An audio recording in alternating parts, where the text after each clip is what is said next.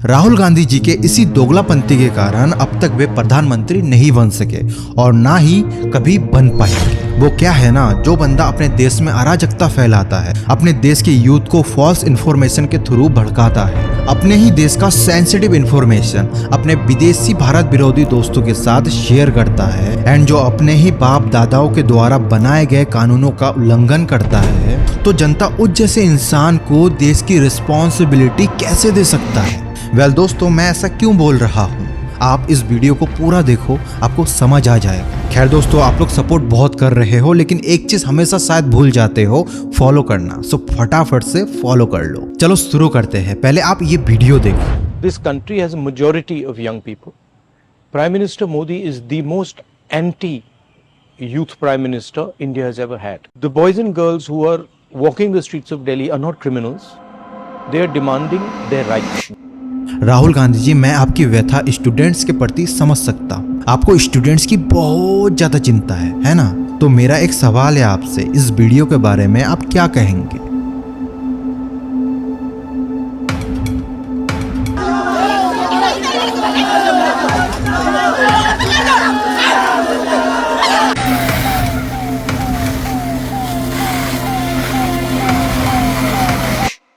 देख लिया, ये आपके रूलिंग स्टेट केरला के स्टूडेंट्स हैं जो कि पीसफुल प्रोटेस्ट कर रहे थे फीस बढ़ाने को लेकर। इन स्टूडेंट्स ने तो कोई तोड़ फोड़, दंगा या पत्थरबाजी भी नहीं किया दिल्ली प्रोटेस्ट के जैसा, लेकिन फिर भी राहुल गांधी जी, आपने इन निहत्थे निर्दोष बेचारे मासूम बच्चों के साथ ऐसा क्यों किया? क्यों उन पर पानी की बौछार करवाई गई और क्यों उन पर लाठीचार्ज करवाया गया? क्या कसूर था इन बेचारे मासूम बच्चों का? सिर्फ ये कि इन्होंने फीस बढ़ाने को लेकर पीसफुल प्रोटेस्ट किया। बस इतनी सी बात के लिए आपने इन पर इतना बड़ा एक्शन लिया। नहीं, आप और आपकी बहन ये जो सिंपैथी विक्टिम कार्ड गेम खेल रहे हो ना, आप डिस्कस करने के लिए राजी नहीं है और बच्चों पे आप टीयर गैस कर रहे हो और उनकी पिटाई कर रहे हो। किस लिए?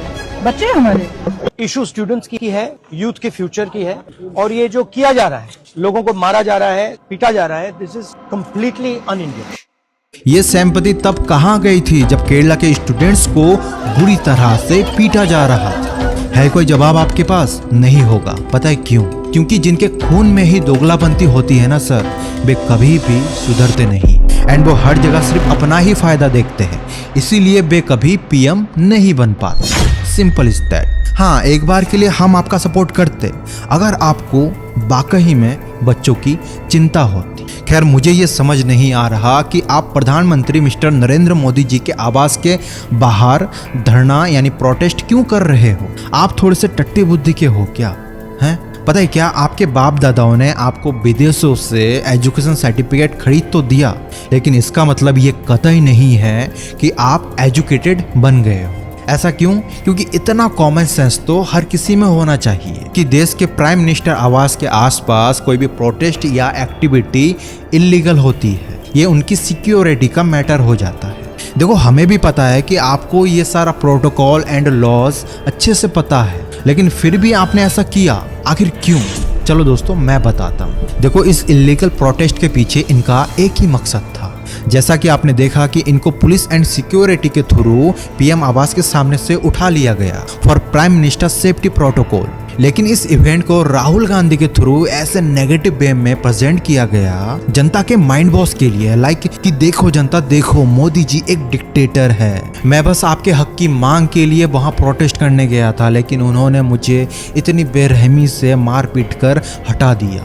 वेल राहुल जी, प्लान तो आपका बहुत अच्छा था, लेकिन आप ये भूल गए थे कि आपके मकसद को एक्सपोज करने के लिए हम जैसे ट्रू इंडियंस यहाँ पर बैठे हुए हैं। वेल लास्ट में एक ही चीज बोलना चाहूंगा कि जितना नौटंकी करना है कर लो, जितना मैनिपुलेशन का गेम खेलना है खेल लो, एंड जितना भारत विरोधी लोगों के साथ मिलकर देश के खिलाफ काम करना है कर लो, लेकिन एक चीज तय है कि इस जन्म में तो आप कभी भी प्राइम मिनिस्टर नहीं बन पाओगे।